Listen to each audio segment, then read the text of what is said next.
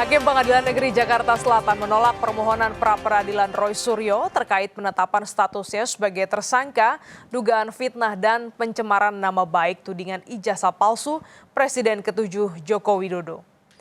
Majelis Hakim menilai pengajuan pra-peradilan kedua Roy Suryo bentuk upaya menunda sidang pokok perkara. Hakim juga mempertanyakan pihak pemohon yang tidak menggunakan hak hukumnya mengajukan pra-peradilan usai ditetapkan sebagai tersangka 7 November 2025. Dengan ditolaknya permohonannya, Roy Suryo masih berstatus sebagai tersangka kasus tudingan ijazah palsu Joko Widodo.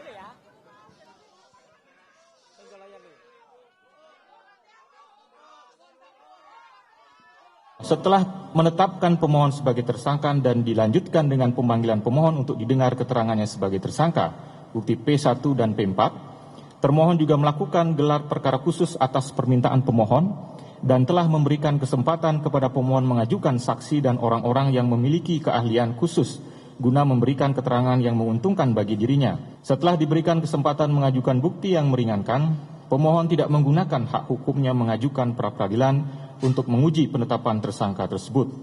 Menimbang bahwa tindakan pemohon mengajukan permohonan pra-peradilan terkait penetapan tersangka setelah pelimpahan perkara dan setelah pra-peradilan pertama mencapai tahap kesimpulan adalah bentuk nyata upaya untuk menunda-nunda dan mengganggu proses pemeriksaan pokok perkara.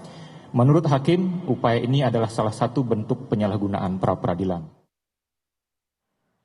Kuasa hukum Roy Suryo, Refli Harun, membantah penilaian majelis hakim jika pengajuan pra-peradilan kedua Roy Suryo merupakan upaya menunda sidang pokok perkara.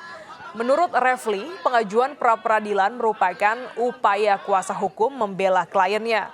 Sementara tersangka Roy Suryo mengapresiasi putusan hakim, namun Roy tak gentar mengajukan pra-peradilan kembali untuk ketiga kalinya.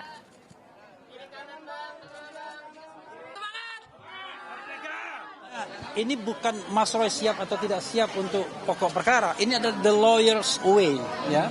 Ini adalah jalan lawyer, jalan kuasa hukum untuk melihat bagaimana kita membela klien kita. Bagaimanapun juga kami, ya khususnya saya, tetap mengaturkan terima kasih dan apresiasi. Tapi bagi saya lumrah hal ini. Jadi ada kadang-kadang hakim tunggal itu yang memutuskan itu menyetujui, ada kadang-kadang yang memutuskan tidak menyetujui. Kemudian mau lanjut dengan pra-peradilan yang keempat.